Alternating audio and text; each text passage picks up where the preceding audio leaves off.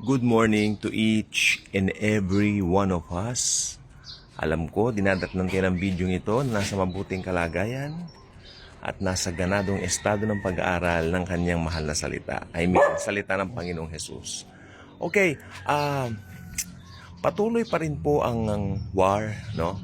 At marami po akong inuobserbahan ngayon sa war na ito. Ganon din po yung escalation ng tinatawag na UFOs and tapos tinitignan ko rin po yung pagkalat ng Ebola at sa tingin ko naman po hindi pa ito pandemic at hindi na ito aabot sa ganon. Kaya ang tututukan po natin ngayon talaga dito po sa mga pinag-aaralan natin, Middle East pa rin po talaga.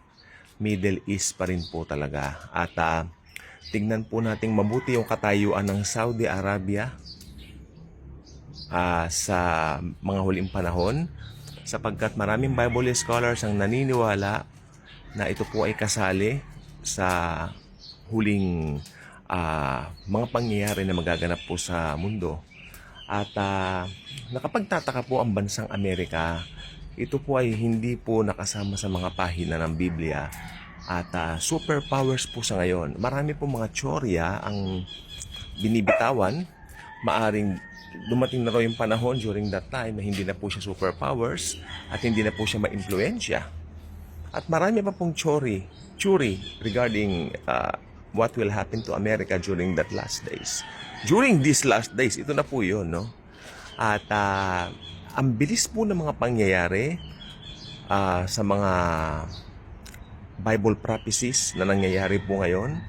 At ang pinaka-tinitignan po talaga natin dito na magbibigay ng pavement sa Antichrist that it will give way to him ay dalawa po, itong UFO invasion na sinasabi nila at ito pong anong tawag dito? Ito pong one word religion. Kasi kapag marunong silang gumawa ng mga technology tulad ng mga UFOs, pwede silang mag-create ng fake rapture, hindi ba? Ayan, sinasabi na nga po dati, tsuri na nga po yan. At ano ko ba sasabihin to? Nakakamangha po na yung mga pinag-aaralan pa lang namin dati. Kasi nabanggit na po yan dati mga 10 years ago, nung amin pong magaling sa prophecy na pastor, no? Na sinasabi niya ang technology maglalaro ng malaking role sa huling panahon, sabi niya. At nakita nga po niya ito na talagang wow, significant nga po talaga. At ito nga po, 2026. Sinasabi po niya yung mga bagay na yun, 2011. So, 15 years, ano? Kami naman during that time, okay, passive lang kami. It's not that hindi kami nakikinig, pero talagang mahilig sa prophecy yun. Lagi yung binabanggit yung mga ganito. Because during that time, hindi pa naman ganun hindi pa kami ganun ka-interesado. Not until nung Red Heifer na nga po, no? Dumating noong 2022. So, talagang ang Bible prophecy po, malamang hindi ka interesado. Dapat ngayon interesado ka na rin dahil hello, ano na po ngayon, 2026, ang dami na pong nangyayari. And I believe most Christians, kung hindi man most, nakararami na po talagang mga Kristiyano talagang nasasabik po sa mga Bible prophecies. Excited mag-open ng YouTube. Kasi sa YouTube po, nandyan po yung mararaming mga content regarding what is happening around us. Kaysa po sa Facebook, kung tutusin ako, sa YouTube po ako unang tumatakbo pag umaga Kasi marami po ditong mga content, yung mga Christian vloggers. Nag-aano ako sa mga Christian vloggers kasi meron po silang mga syempre kung Kristiyano ka, Christian vloggers ang hanapin mo, like yung kahit na sabihin mong may kalumaan na yung mga propesya ni Jack Van Impe, no? Hanggang ngayon grabe, tupad na tupad yung mga sinabi niya no? Kasi nakasalig lang po sa isang libro yan sa Bible. So nangyayari na po siya, hindi mo mapusubalian. At ngayon yung war po dito, tingnan po natin. At saka may binabanggit po yata na parang mag-o-over na raw yung war, magkakaroon daw ng peace.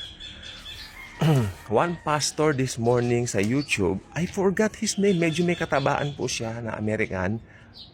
Hindi po ganun karami ang subscribers niya. I mean, ano lang po, katamtaman lang kumpara sa ibang mga kasama niya doon sa states na mga Christian vloggers na talagang Jack Hibbs, mga ganyan, di ba? Yung mga Joel Austin, mga ganyan, mga talagang mga marami po mga followers. Ito hindi po, pero ang husay po niya sa prophecy at naniniwala siya anytime magra-rapture na po talaga. Hindi na raw po lalayo ng ilang panahon. Nandito na po talaga sa vicinity ng ng panahon na ito. Naniniwala siya. Mahusay po magsalita, no? Basta, ang ganda po ng sinabi niya kanina, ang maganda pong tumimo sa akin, sabi niya, sinasabi raw ni Donald Trump, may peace, magkakaroon ng kapayapaan. Pero sabi ng pastor na yon, there will be no peace. Kahit sabihin nilang may peace, ang sabi ng Bible, there will be no peace until the real Prince of Peace arrives. Di ba hindi mo sinasabi ko? Si Jesus lang po ang makapagbibigay ng totoong kapayapaan. Lagi pong may gulo. Lagi may conspiracy. Maaring hindi natin alam. Maaring may mga akala natin magkaaway na bansa, magkakampi pala. Dahil meron silang binabalak, meron silang pinaplano. Alam niyo po ba yung libro ni Alberto? Yung comics ni Alberto, ang mahal po ngayon. Nasa 4,000, nasa 5,000. Meron akong kopya nun, dalawa dati nung bata pa ako pero napabayaan nasira po yung comics kong yun. Ang ganda po nun, hindi na po ako magbabanggit ng mga content nun dahil maselan po ang laman nun, no? Maselan po. Pero meron po ako yung part 1, yung tungkol sa personal na buhay niya nung pinasok siya bilang pare, no? At ayaw po niya. Siya po si Alberto Rivera.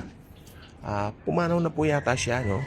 Pero you can check him in the internet. Ang dami niyang exposition regarding the end times also. So, sabi ko po, hindi ko babanggitin yung mga content. Maselan po talaga ang mga content na ito, no? Pero yung comics niya, simple entitled Alberto, bumenta ng napakaraming kopya nung dekada 80.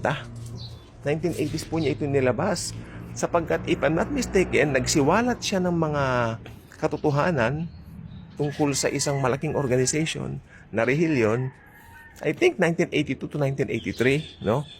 So, nung inlabas yung kanyang comics, in the form of comics, ganyan po dati kasi nung 80s, para medyo maging magaan yung pasok, no, nung mga kwento. Although doon yung totoong kwento, gagamitan nila ng mga forms na para mga magagaan, no? Parang yung nangyari kay Karen Carpenter. Kilala niyo ba si Karen Carpenter? The Karen Carpenter story, di ba? Medyo hindi pala maganda yung story ng kanyang buhay. Si Karen Carpenter naghahanap ng pagmamahal sa kanyang nanay, na hindi po niya nasumpungan, no? Parang ngayon ang balita. Hindi siya naging masaya sa buhay niya. Ngayon, dahil madigat yung kwento ni Karen Carpenter na namatay po noong February 4, 1983, kasabayan po nito yung kay Alberto, no? Ang ginawa po ng isang manlilikha ng pelikula, gumamit siya ng mga dolls, ng mga manika, mga Barbie dolls. Kasi sikat ang Barbie dolls noon, ito ang ginamit niyang tauhan sa kanyang pelikula. Pero yung kanyang mini-movie, mini-series, no? Sa TV lang po pinalabas, ang taas po ng rating during that time.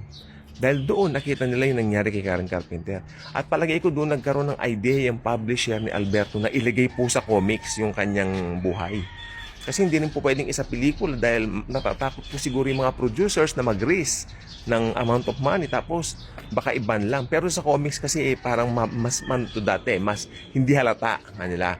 Pwede mo siyang ipasok sa mga bawa sa Philippine Christian Bookstore, ganon. During that time, kamura lang po kaya nagkaroon ako ng kopya, 2.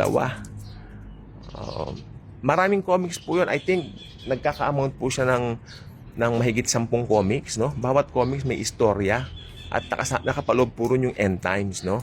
Kaya kung makakita po kayo ng kopya, maski tingi. Ang tingi po ngayon ng isang comics na yun, nagkakahalaga po ng mahigit 500. So, medyo may kamahalan po talaga. Pero, I think online po siya. Tignan niyo po rito. I-type niyo Alberto Rivera Comics. Mababasa niyo po rito sa online. Tignan na lang po niyo kung meron po. I think sa Google meron. Tignan niyo po. At yun pong gusto kong sabihin. At tayo po ngayon nasa end times na.